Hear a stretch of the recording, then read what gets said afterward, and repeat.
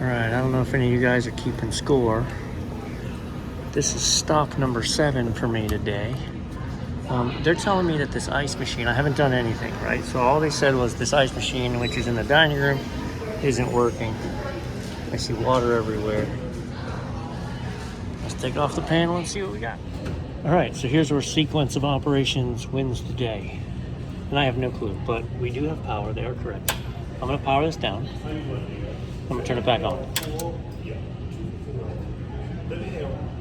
So what should happen is my water float should recognize that we don't have water, which I can't tell if we do or not yet. And then we should fill. Once it fills and fires, then our gear motor should start. And then 3 minutes later, our actual system will start. So let's pull this panel, take a look what our water level's doing. All right, so we have water. So I just hit the drain function. So that's right. So now I'm gonna set it back to ice. I'm gonna power cycle it. We're gonna fill.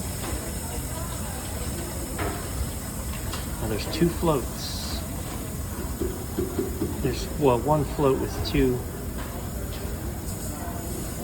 Okay. So it should stop the water and then signal to the board that it's okay to start, and then immediately this gear motor should pretty well start. Look at that. It thinks it's full. So, couple things. Either the float isn't working, but if that's the case, it would just run forever and never, it'd be overflowing. The gear fuse is blown, which, no. Or it thinks it's full, and it thinks it's full. So there is a mechanical flapper in there. So what I can do is there's a dip switch setting there. We could keep it real simple, and I'm pretty sure it's dip switch number 7. I'll verify it. But I'm pretty sure if you switch number 7 to the other side, it'll switch and use the mechanical bin control instead of that laser. But we're gonna pull that laser out and I'm gonna show you. All right, so there's a thumb screw that comes out of this. I struggle with thumb screws because I have a weird thumb. All right, so thumb screw comes out. I just don't have any feeling in my thumb, so moving things is weird. And then when we move this, oh, look at that. Yep. Look at that. So the green light, I'm pretty sure, means that it thinks it's full. It's using an infrared. So let's clean this. Literally, I wiped it with my finger. And it started. So what was wrong was the yellow. Alright, so I'm gonna get alcohol wipes and clean this. Yeah, so there you go. It's as simple as that. So this is an infrared, and once it gets its signal back, right? Its signal's being blocked. It cuts out, and when its signal runs, it runs. So I'm also pretty sure from knowing this operator. I just moved into this operator's space in the last few months, and when I got here, he had just had all of his ice machines cleaned. So, you think? Yeah, exactly. Alright, now we're just going to watch it run. I'm going to wait till we're producing ice. Yeah, see, you only have the green light and the yellow light. I get the thumb screw back in it. Now, if this had failed completely, like I said, there's a dip switch in there that changes whether you're using the infrared or whether you're using, there's a mechanical magnetic bin control switch right there. So that the ice fills the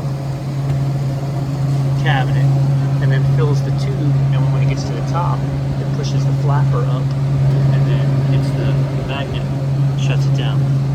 So I just want to see ice being produced before I walk away and say, yep, you're good to go, because I'm pretty sure they're good to go. Okay, so there's been, again, we talked about sequence of operations, right? So it's been a 3 minutes, which that's a long time. A 3-minute delay between when the fan started and then the auger motor started, right? And now the compressor has kicked in.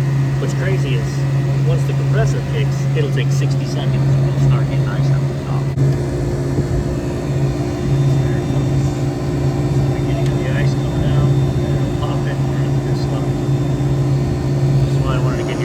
So that it can be making ice all night.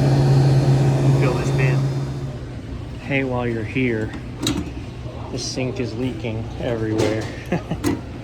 What? They're running, it's just fun.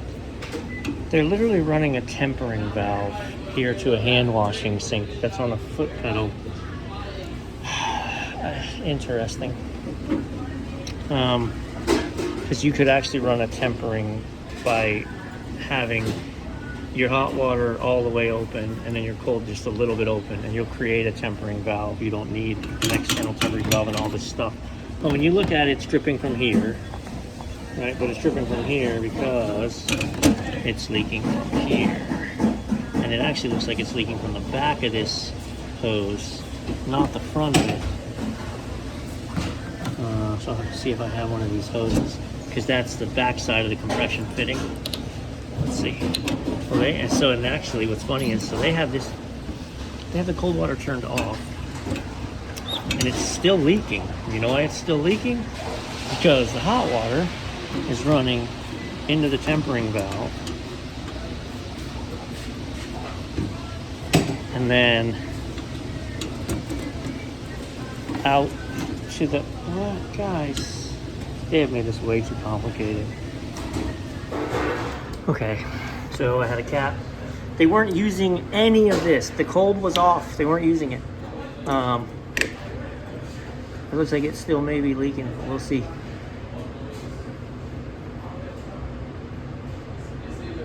I don't think so. We'll see. So we're good. Hot water in, out. My pedal's capped. I'm gonna clean all this. And then I'm going to use my ram set to run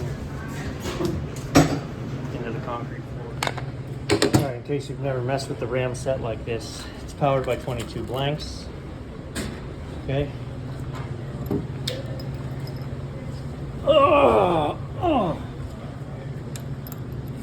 That goes in yonder. This is one that you don't have to hit with a hammer. It's a whole lot nicer, right? 22 plank goes in there. We close it. Okay. And then we get it lined up, put it where we want it, pull the trigger. Stand by. And they say a foot pedal won't stay in the ground. Ram set. Alright, so again, I need to go find another 3/8 cap for this, because that's leaking from there a little bit. And then it'll be good to go here.